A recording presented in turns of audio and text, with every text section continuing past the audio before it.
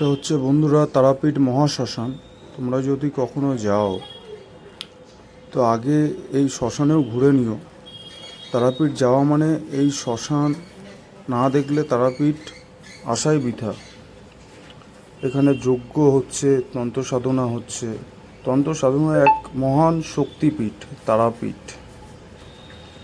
বামাখ্যাপার এখানে সমাধিস্থল আছে এবং মা তারার পাদস্থল এখানেই আছে। এখানে সবাই দেখুন যজ্ঞ করছে, এটাই হচ্ছে বামাখ্যাপার সমাধিস্থল।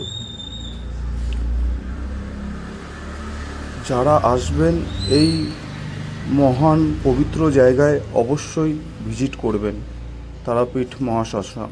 জয় মা তারা।